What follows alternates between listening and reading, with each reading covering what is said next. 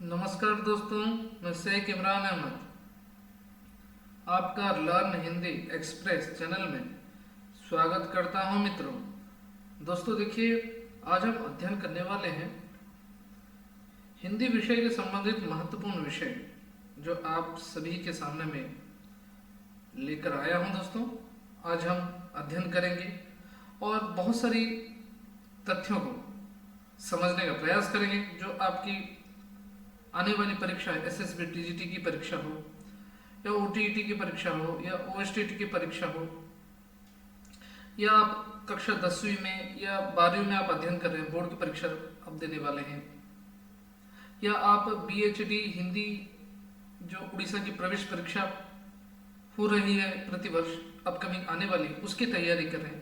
हर संभव प्रतियोगिता परीक्षा में या कॉम्पिटिटिव की परीक्षा में, हर प्रतियोगिता परीक्षा में हिंदी विषय के संबंधित महत्वपूर्ण प्रश्न पूछे जाते हैं। तो चलिए दोस्तों, आज की कक्षा हम शुरू करते हैं। दोस्तों देखिए, आज हम अध्ययन करने वाले हैं मुंशी प्रेमचंद जी और सूर्यकांत त्रिपाठी निराला जी के बारे में सामान्य परिचय हम अध्ययन करेंगे, उनकी जीवनी के बारे में देखेंगे। देखिए दोस्तों, सर्वप्रथम मुंशी प्रेमचंद जी को याद रखना, परीक्षा में प्रश्न पूछे जाते हैं। उपन्यासकार सम्राट के रूप में जाना जाता है। हम इन्हें उपन्यासकार सम्राट के रूप में मुंशी प्रेमचंद जी को जाना जाता है। और मुंशी प्रेमचंद जी का वास्तविक नाम क्या था? धनपत राय, याद रखिएगा, धनपत राय। जब वो साहित्य जगत में आ गए मुंशी प्रेमचंद जी, हिंदी साहित्य इन्होंने लिखना प्रारंभ किया, तो इन्होंने अपना नाम परिवर्तन करके मुंशी प्रेमचंद रख दिया और उर्दू में नवाब राय के नाम से ये लिखते हैं। ठीक है, देखिए सर्वप्रथम जब 31 जुलाई 1880 ईस्वी में मुंशी प्रेमचंद जी का जन्म हुआ और मृत्यु 8 अक्टूबर सन 1936 ईस्वी में हुई। ठीक है, मुंशी प्रेमचंद जी का जन्म कहाँ पे? बनारस के करीब लम्ही गांव में हुआ था, ये याद रखना है आपको। और उनके पिता का नाम अजायब राय तथा माता का नाम आनंदी देवी था। प्रेमचंद का असली नाम धनपत राय था, परंतु उनके चाचा जी ने उन्हें प्यार से नवाब राय नाम दिया था। ठीक है, जो ये उर्दू में लिखते थे। ठीक है ना। और सोजे वतन, इन्होंने उस समय, क्योंकि मुंशी प्रेमचंद जी ने जब वो साहित्य लेख लिखते थे, उस समय भारत अंग्रेजों के अधीन में था। भारत देश हमारा अंग्रेजों के अधीन में था, तो इसलिए उस समय मुंशी प्रेमचंद जी ने सोजे वतन लिखा। और सोजे वतन जो रचना है, इसमें अंग्रेजों को तंज भरा, अंग्रेजों को तंज कसने वाली बातों को इन्होंने सोजे वतन में लिखा। जब अंग्रेजों को ये बात पता चली तो इन्होंने सोजे वतन जब्त कर लिया और मुंशी प्रेमचंद जी को जेल भेज दिया। ठीक है, यहाँ पर लिखा गया है कि बाद उनके लिखने पर पाबंदी लग गई, तो आपने प्रकाशक मित्र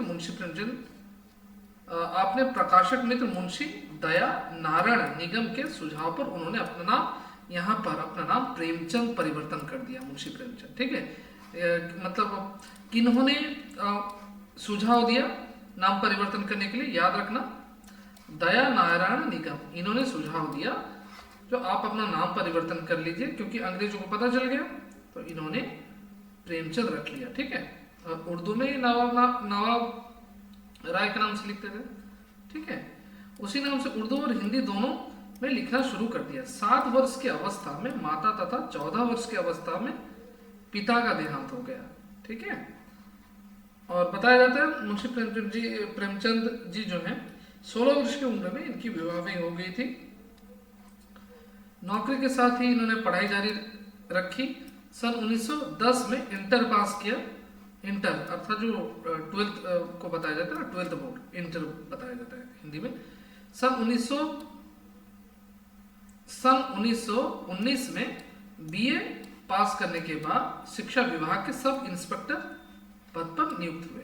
ठीक है, आगे चलकर गांधी जी के असहयोग आंदोलन से प्रेरित होकर उन्होंने सरकारी नौकरी छोड़ दी। देखिए मित्रों, संक्षिप्त में बताना चाहूंगा, हमें मुंशी प्रेमचंद जी से बहुत सारी चीजें सीखनी चाहिए, क्योंकि मुंशी प्रेमचंद जी ने बहुत अभावों, बहुत संघर्ष में जीवन इन्होंने व्यतीत किया, क्योंकि 7 वर्ष की अवस्था में इनकी माताजी का देहांत हो गया, पिताजी ने दूसरा विवाह कर लिया, और जब उनकी सौतेली माँ आई, वे हमेशा मुंशी प्रेमचंद जी को तंज कसती थी। ठीक है, तो इसलिए मुंशी प्रेमचंद जी ने बचपन से बहुत गरीबी देखी, और उनके पिताजी एक पोस्टमैन थे। उस समय सरकारी जो नौकरी करते थे वेतन कम मिलते थे, तो बहुत संघर्षमय इन्होंने जीवन देखा। मतलब पढ़ाई में भी इन्हें दिक्कत आती थी, सही तरीके से पढ़ नहीं पाते थे, कहीं पर बैठकर किताबें पढ़ने का बहुत शौक था, इसलिए इन्होंने बड़े बड़े जो उपन्यास, उर्दू के उपन्यास, इन्होंने मतलब कोई दुकान में बैठ जाते थे पढ़ने के लिए, देखते थे वहाँ पे बहुत अच्छी किताबें रखी हैं, उर्दू की बड़े बड़े उपन्यास की किताबें हैं, वो बड़ी बड़ी किताबों को वो अध्ययन कर लेते थे। कोई एक वकील मिला, वकील ने उन्होंने बताया, मतलब ट्यूशन करने के लिए वकील ने आमंत्रित किया, उन्होंने एक कमरा दिया, वहाँ पर मुंशी प्रेमचंद जी ट्यूशन किया करते थे। तो ये मतलब बहुत इन्होंने संघर्ष में जीवन व्यतीत किया। और एक समय की बात यह है, ये भी बताया जाता है, मुंशी प्रेमचंद जी जब विद्यालय में बच्चों को पढ़ा रहे थे, तो एक सब इंस्पेक्टर जो मतलब शिक्षक सही से पढ़ाते हैं कि नहीं, जो जांचते हैं मतलब सही तरीके से जांचते हैं कुछ शिक्षक पढ़ा रहे हैं कि नहीं पढ़ा रहे, तब जब वो आकर देखते हैं तो मुंशी प्रेमचंद जी ना उनको अभिवादन करते हैं, ना उनसे बात करते हैं, बस वो बच्चों को पढ़ा ही रहे। तो जब वे बाकी जो प्रधान अध्यापक थे वहां पर, जब उनसे विचार विमर्श किया या खुद असमंजस में रहे, ये कैसा व्यक्ति है जो मैं सब इंस्पेक्टर हूं, मुझसे बात तक इन्होंने नहीं किया, ये असमंजस में रहे। तो मुंशी प्रेमचंद जी बच्चों को पढ़ाने के बाद जब विद्यालय के बाहर, जब इनकी मतलब विद्यालय की छुट्टी हो जाने के बाद मुंशी प्रेमचंद जी एक मतलब जब खेती करते थे खेत में, तब वो व्यक्ति वहीं से उनका गुजर हुआ, वहीं से वे जाने लगे, तब वो मुंशी प्रेमचंद जी से मिले। जब उन्होंने मुंशी प्रेमचंद जी को ये बातें पूछी, तो मुंशी प्रेमचंद जी ने उन्होंने बहुत अच्छी तरीके से बातों को प्रस्तुत किया। उन्होंने कहा, महोदय, मैं यदि वहां पर आपसे बातें करता तो बच्चों की पढ़ाई खराब हो जाती। क्यों? क्योंकि जब बच्चों को जब हम पढ़ाते हैं विद्यालय में, तो हमें कुछ समय मिलता है ना, जैसे 40 मिनट या 45 मिनट हमें अवधि मिलती है, उतने ही समय तक हमें पढ़ाना होता है। तो उन्होंने कहा, मैं यदि आपसे बातें करता तो बच्चों की पढ़ाई में हानि होती। तो ये बातें मुंशी प्रेमचंद जी की बहुत उन्हें प्रभावी लगी, और यहाँ से हमें ये सीख मिलती है, मुंशी प्रेमचंद जी अपने कार्य के प्रति कितने ईमानदार, कितने परिपक्व व्यक्ति थे मुंशी प्रेमचंद जी। ठीक है, आगे बढ़ते हैं। प्रेमचंद की रचना दृष्टि विभिन्न साहित्य रूपों में प्रवृत्त हुई। ठीक है, देखिए मुंशी प्रेमचंद जी ने उपन्यास लिखे, कहानी लिखे, नाटक लिखे, समीक्षा, संस्मरण, सब कुछ लिखे इन्होंने मुंशी प्रेमचंद जी, और बताया जाता है 300 कहानियां मुंशी प्रेमचंद जी ने लिखा है। ठीक है, और मुंशी प्रेमचंद जी ने आदर्शोन्मुख और यथार्थवाद की ओर इन्होंने मोड़ा। ठीक है, आदर्शमुख अर्थात मतलब कोई बातों को बढ़ा चढ़ाकर दर्शाना, उसे आदर्शमुख कहा जाता है। यथार्थ अर्थात जो बातें हैं उससे मतलब वो जो सत्य बातें हैं वही बातों को दर्शाया जाता है, उसे यथार्थवाद कहते हैं। ठीक है, आगे बढ़ते हैं मित्रों। पहली बार समाज के पूरे परिवेश का यथार्थ चित्र देखने को मिला। ठीक है, अच्छा देखिए, अभी मुंशी प्रेमचंद जी ने कुछ रचनाएं लिखी, प्रमुख रचनाएं रचनाओं के बारे में बताऊंगा मैं आपको। देखिए मित्रों, उपन्यास प्रतिज्ञा, वरदान, सेवा सदन, कर्मभूमि, रंगभूमि, कायाकल्प, प्रेमाश्रम, निर्मला, गबन, गोदान, मंगलसूत्र, अधूरा, इनकी प्रमुख कृतियां हैं। कहानी क्या है? 250 कहानियां मानसरोवर के 8 भागों में संकलित।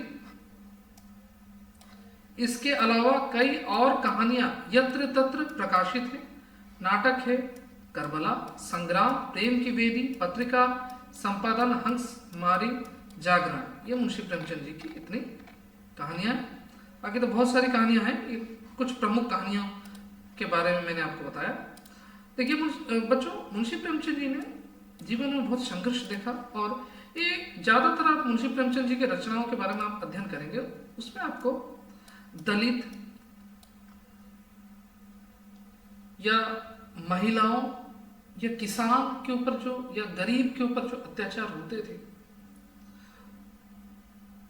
उनके ऊपर जो समस्याएं आ जाती थी, जो जमींदार या पूंजीवादी वर्ग के जो लोग होते हैं उनके ऊपर अत्याचार करते हैं, उन्हें शोषण करते हैं, इन्हीं के बारे में मुंशी प्रेमचंद जी ने अपने रचनाओं में प्रस्तुत किया है, ताकि हम पाठकगण पढ़कर उनके संघर्षमय जीवन किस तरह उन्होंने व्यतीत किया, उन्हें अध्ययन करके हम अपने जीवन में आगे बढ़े और अपने लक्ष्य की प्राप्ति करें, संघर्ष से ना घबराएं, ना डरें।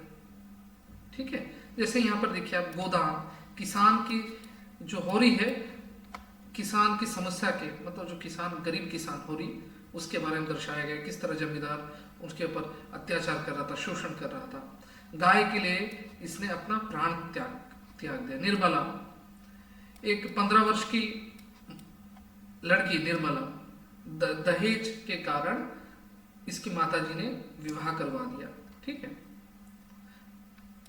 दहेज ना देना पड़े इसलिए इनकी माताजी ने विवाह करवा दिया। इनके पिताजी की मृत्यु हो गई थी। एक करीब तोताराम एक व्यक्ति है जो 40 वर्ष का व्यक्ति, उसके साथ विवाह इनको करवा दिया। और मंगलसूत्र ये अधूरा उपन्यास है। मुंशी प्रेमचंद जी ने मतलब ये उपन्यास को संपूर्ण तरीके से लिख नहीं पाए, मतलब उनकी देहांत हो गई, और उनके जो पुत्र हैं अमृत राय, इन्होंने लिखा है। ठीक है, चलिए आगे बढ़ते हैं हम। सूर्यकांत त्रिपाठी निराला, सूर्यकांत त्रिपाठी निराला जी के बारे में अध्ययन करेंगे हम।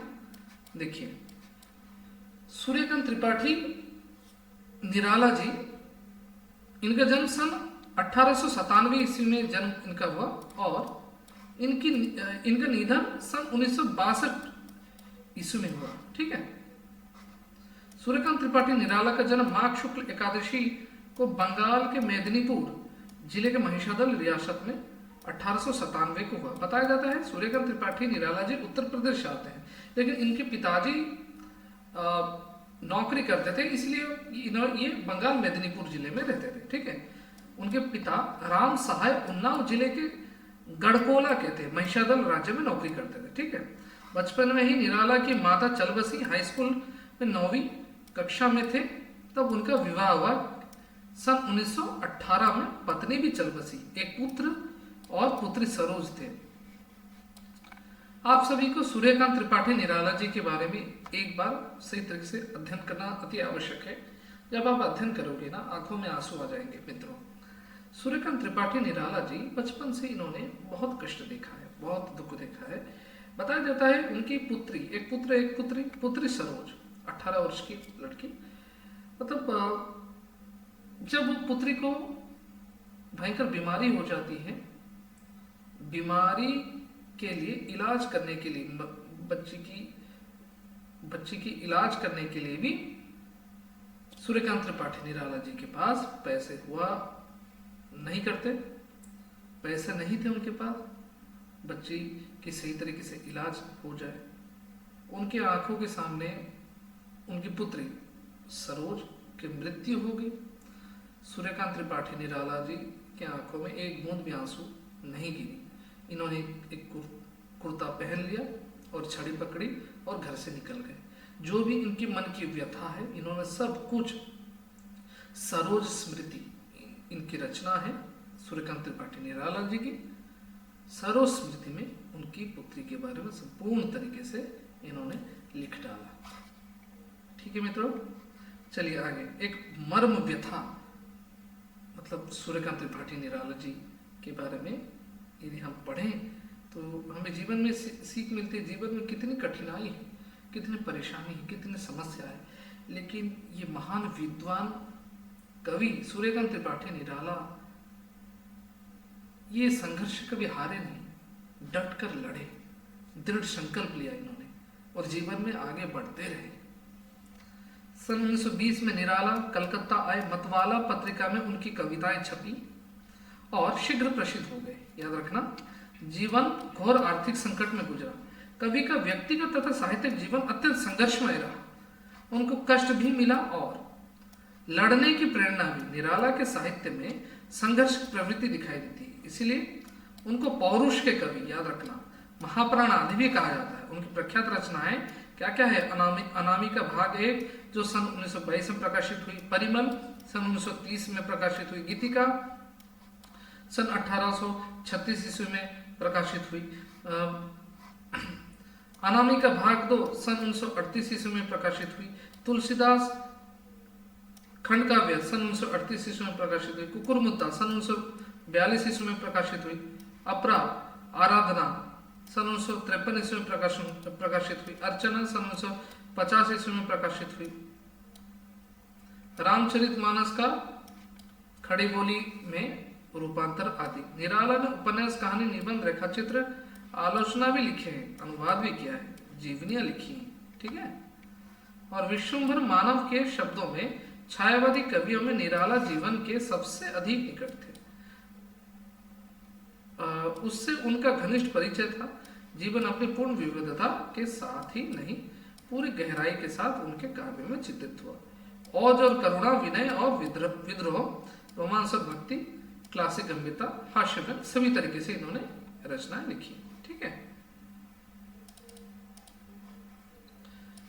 समान शक्ति से संभालते दिखाई देते हैं। छायावादी, प्रगतिवादी और प्रयोगवादी, राष्ट्रवादी, मानवतावादी और ब्रह्मवादी हैं।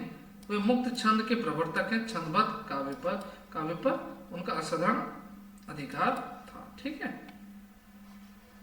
वे स्वयं एक युग है, परोक्ष रूप से कहना चाहते हैं कि भारतवासी जो दलित हैं, विदेशी शासन से उन्हें स्वतंत्रता के लिए लड़ने को नई प्रेरणा मिले मेघ के इन कायम से, ठीक है। और जो शोषित हैं वे क्रांति के लिए तैयार हो जाए। अर्थात इन्होंने वर्दे, वीणा वादनी और बादल राग में लिखे। उसमें पूंजीवादी व्यक्ति, बादल राग में जो पूंजीवादी व्यक्ति कैसे शोषण करते हैं ना, मतलब अत्याचार करते हैं गरीबों के बारे में, गरीबों के ऊपर, उसके बारे में दर्शाया गया है, ठीक है। तो दोस्तों, मुझे उम्मीद है आज आपको आज की कक्षा बहुत अच्छी तरीके से समझ आई होगी। यदि आप चैनल में नए हैं तो लाइक कर दीजिए, सब्सक्राइब करना ना भूलें और पास में ऑल नोटिफिकेशन ऑप्शन को प्रेस कर दीजिए, ताकि इसी तरह हिंदी विषय के संबंधित अति महत्वपूर्ण वीडियो में लाता रहूं, सबसे पहले आप तक नोटिफिकेशन पहुंच जाया करे। ज्यादा से ज्यादा बच्चों को शेयर कर दीजिए उन बच्चों तक जिन बच्चों के पास सही तरीके से साधन नहीं है, जिन विद्यार्थी के पास पढ़ने के लिए सही तरीके से साधन नहीं है। और आप इस वीडियो के नीचे व्हाट्सएप ग्रुप की लिंक, टेलीग्राम चैनल ग्रुप की लिंक और ट्विटर की लिंक दे दूंगा, आप वहां से जाकर आप ज्वाइन कर लीजिए, ताकि जो भी पढ़ाई के संबंधित हम डिस्कशन करें सबसे पहले आप टेलीग्राम ग्रुप या व्हाट्सएप ग्रुप में आपको मिल जाया करें। तो चलिए दोस्तों, आज की कक्षा हम समाप्त करते हैं। ये जो मैं सामान्य परिचय आपको करवा रहा हूँ, ये सभी आपके SSB TGT की OTT और जितनी भी परीक्षा है BHD हिंदी की, सभी परीक्षा के लिए महत्वपूर्ण है। तो चलिए दोस्तों, आज की कक्षा को समाप्त करते हैं। फिर अगले नए विषय के साथ, नए चैप्टर के साथ मैं मिलता हूँ। धन्यवाद। जय हिंद, जय भारत, वंदे मातरम, नमस्कार।